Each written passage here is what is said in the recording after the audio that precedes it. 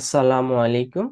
এখন আমরা দেখব ডায়োডের একটা গুরুত্বপূর্ণ ম্যাথ, যেটা আমাদের পিডিপিতে আসছিল।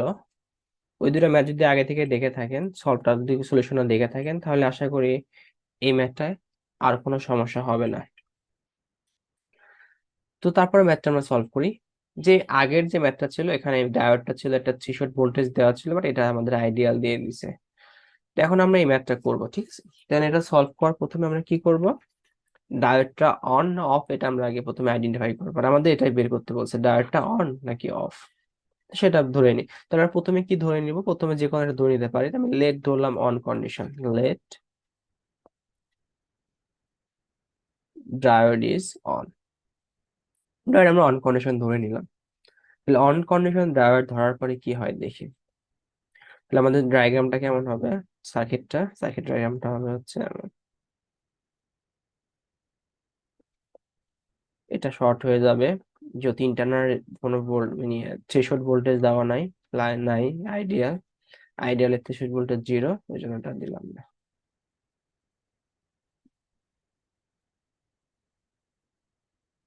10 ভোল্ট,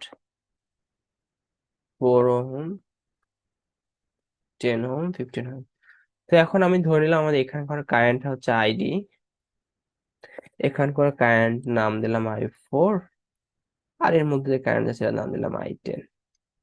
আমি এখন কি করবো, এদিকে এটা কেভিএল অ্যাপ্লাই করবো, তো এটার নাম দিলাম I4 লুপ। এদিকে এটা কেভিএল অ্যাপ্লাই করবো, এর নাম দিলাম আইডি। তো প্রথমে অ্যাপ্লাই কেভিএল লুপ I4। তাহলে I4 এ আমরা যদি কেভিএল অ্যাপ্লাই করি কি হবে, প্রথমে আছে কি মাইনাস -10, এরপরে কি প্লাস 4 ইন্টু এই লুপের কারেন্ট হচ্ছে I4।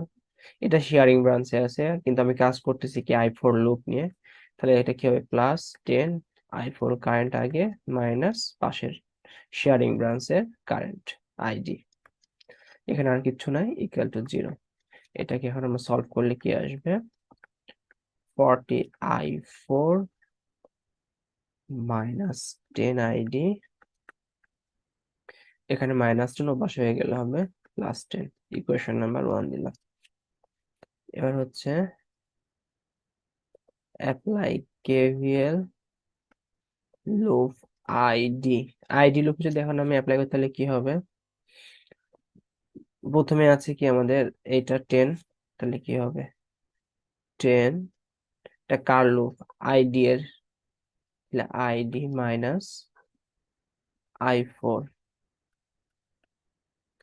এরপরে হচ্ছে এখানে আমাদের কি 10 প্লাস 15 আইডি, এরপর প্লাস এটা আমাদের 12 ভোল্ট, একটা ভোল্টেজ সোর্স, +12 ইকুয়াল টু 0। তাহলে এখানে আমাদের সলভ করলে কত হবে, 20 -10 I4 +25 আইডি ইকুয়াল টু -12। এটা নাম দিলাম সমীকরণ নাম্বার 2, এটাকে 2 নম্বর সমীকরণ দিলাম। এখন সলভ ইকুয়েশন 1 and 2। ইকুয়েশন এখান থেকে সলভ করি, তাহলে কত হয় দেখি। 40 -10, 10 -10, 25 -12। তাহলে আমাদের এখানে I4 এর ভ্যালু আসতেছে 0.52, আর হচ্ছে আইডি এর ভ্যালু আসতেছে -0.272। তো আমাদের ডায়োডটা ছিল এখানে, তাই না? তো ডায়োডের কারেন্ট আমাদের এইদিকে হওয়ার কথা, কিন্তু আমি ডায়োডের কারেন্ট এই দিকেই ধরছি, বাট আমাদের কারেন্টের ডিরেকশন আছে নেগেটিভ, তার মানে আসলে কি এই দিকে। তার মানে আমরা ধরলাম অন, অন ধরে আমাদের কারেন্টের ডিরেকশন হওয়ার কথা ছিল এই দিকে, বাট হয়েছে এই দিকে, তার মানে আমাদের ধরাটা ভুল। তার মানে আমাদের এখন কি করতে হবে, এটা আমাদের অন কন্ডিশনে, এটা আমি সলভ করতে পারলাম না। এবার চলে যাবো কি অফ কন্ডিশনে। Let diode is off condition, আর let diode is off লিখলে হবে। diode অফ থাকলে কি হবে? আসলে এটা কোনো শর্টকাট ওয়ে না, এটা ম্যাথটা করা যে রিয়েল ওয়েটা আমরা সেভাবে করব। শর্টকাট করে করতে গেলে অনেক সময় অনেক রকমের ভুলের সম্মুখীন হবো আমরা। আচ্ছা, আমরা যদি এখন অফ করি তাহলে অফ নিতে আমাদের ভোল্টেজ নিয়ে কাজ করতে হয়, এটা উঠাই দিয়ে কখন ভোল্টেজ বের করব, এটা প্লাস এটা মাইনাস। 15 ওহম, এরপরে এখানে একটা ভোল্টেজ সোর্স 12 ভোল্ট।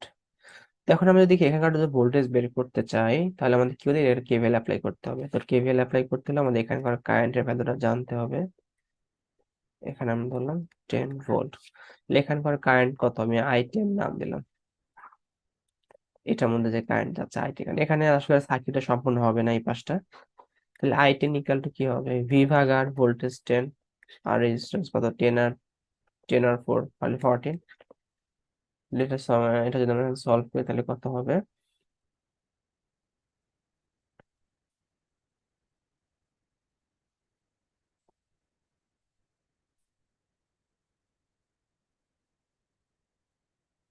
0.714, 0.714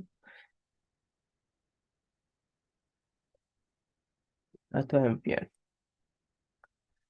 এরপরে আমি তাহলে I10 পেলাম, এখন আমি এদিকে একটা কেভিএল অ্যাপ্লাই করি, তাহলে কেভিএল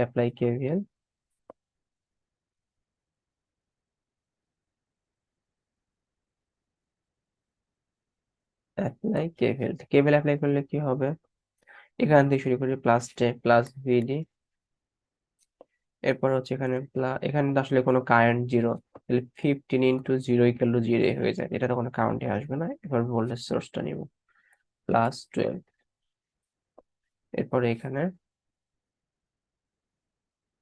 এখানে হচ্ছে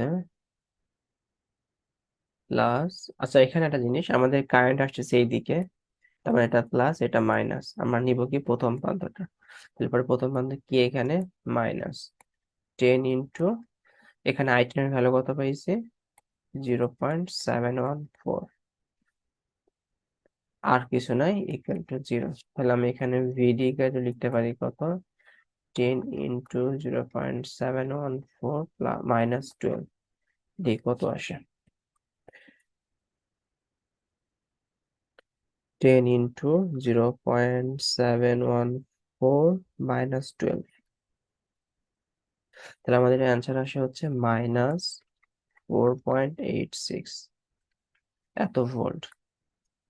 এখন আমরা যদি ডায়োডটা অফ কন্ডিশনে রাখলাম, অফ কন্ডিশনে রাখলে পরে আমাদের কি হতে হবে, ডায়োডের ভোল্টেজ ভিডির ভ্যালু, যেহেতু এটা আইডিয়ালের ক্ষেত্রে কি করতে হয়, জিরোর থেকে বড় হইতে হবে, সরি জিরোর থেকে ছোট হইতে হবে, ভিডি এর ভ্যালু 0 থেকে ছোট হইতে হবে, তাহলে পরে কি ডায়োডটা অফ থাকবে, তাহলে আমাদের ধরাটা সত্য হবে। আর যদি আমাদের ডায়োডটা যদি ভিডি যদি আবার কোনো থ্রেশহোল্ড ভোল্টেজ দেওয়া থাকতো তাহলে তার চেয়ে কম হইতে হইতো, সেখানে থ্রেশহোল্ড ভোল্টেজ দেওয়া নাই, তার মানে কি আমাদের আইডিয়ালের ক্ষেত্রে কি 0 থেকে কম হইতে হবে। আমাদের ভিডির ভ্যালু কত পাচ্ছি, 0 থেকে কমই পাচ্ছি, নেগেটিভ ভ্যালু। তার মানে কি আমাদের ধরাটা ঠিক আছে, তার মানে ডায়োডটা আসলে কি থাকবে, অ্যান্সার অ্যান্সার হবে ডায়োড ইজ অফ।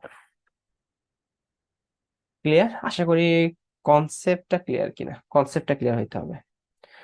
তো আমাদের আজকে এতটুকুই, নেক্সট ডায়োড ম্যাথটা দেখার আমন্ত্রণ রইল।